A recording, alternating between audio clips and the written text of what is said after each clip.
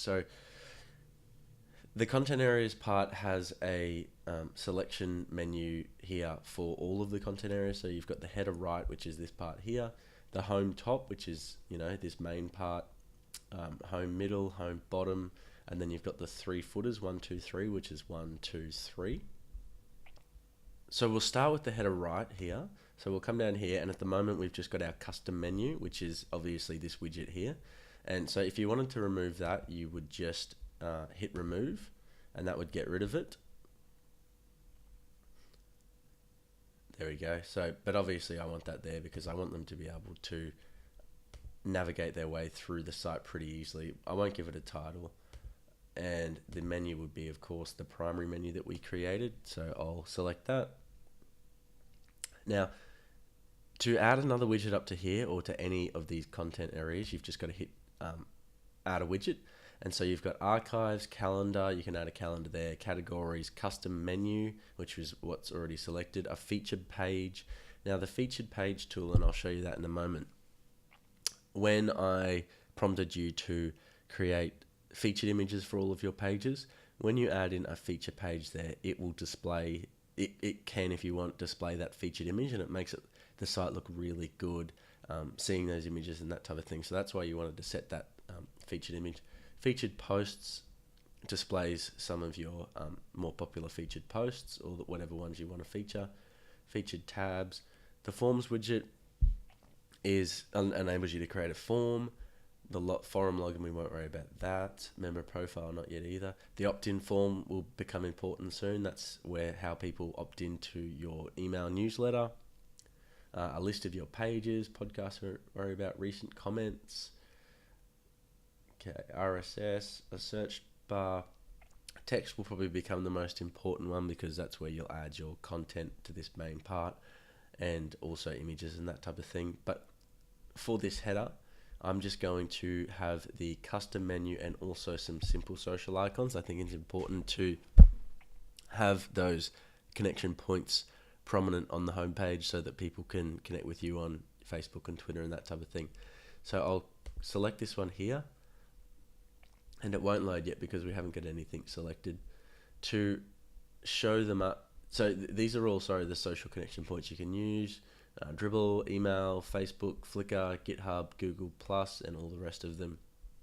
So to add your connection points in, you've just got to come down to where you want. Well, I'll start with the email. So you enter in your email address, tomallenlives@gmail.com, and then the email little icon here shall appear because we've entered in some data there. There it is. Don't worry about what it looks like yet. We'll just add them in. Facebook. So I'll come over here to my Facebook page and copy and paste the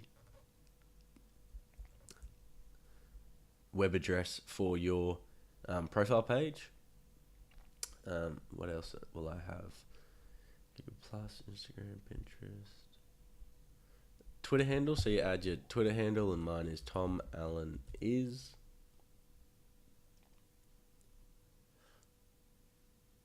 And then the YouTube, and because I've already signed up for YouTube, then I'll add that in. I'll just go to that YouTube page. There's my channel. Doesn't have much of it now, but hopefully it will soon.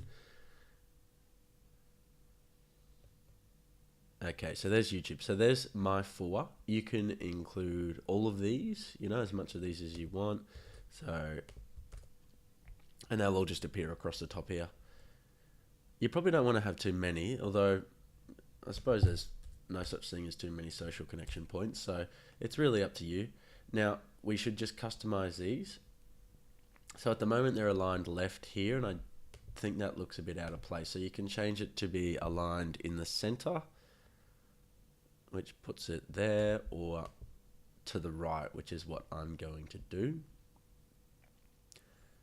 You can also change the, before we do that, click this open links in new window. You want these links to open up into their own window. Otherwise, if they open up within this window, then people will, get stuck on their own Facebook and they won't ever come back to you. So you can change the icon size here. So for example, if you made it 100, they would increase in size. There we go. That's probably a bit big. Might make it 50.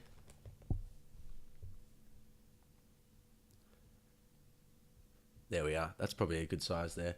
And then you can change the icon border radius. So by increasing the border radius, it curves up these corners. So if you had it on a really, at the moment it's 3.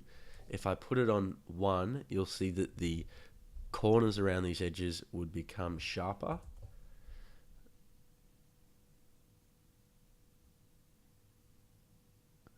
There you go. So they're less round there. That's a sharper. And if you made it, say, 30 instead of the 3, it'll kind of look like a circle.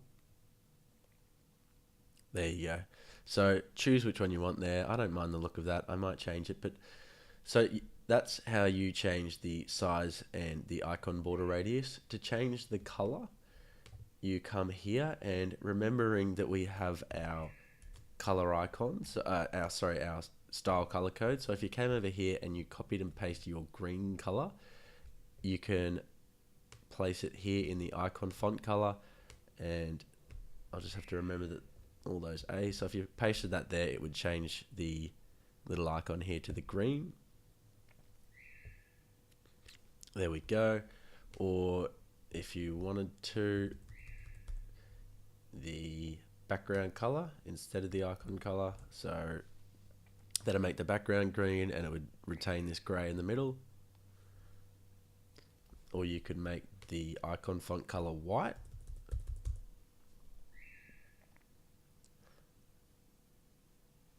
There you go. So that looks pretty good there. And if you wanted to get all of these icon codes, like I know a few of them. I know black is a whole bunch of zeros. Just come over here to a Google page and just type in web font color codes, and you can usually find a whole bunch of them. I've never been to this one, so there's your color codes for your basic colors, and here are all of the different shades if you wanted to do that. So that's if you wanted to pick a specific color that, if you wanted black or gray or a different shade of gray, that type of thing, you can enter that here. So the font cover, that's fine for the hover color.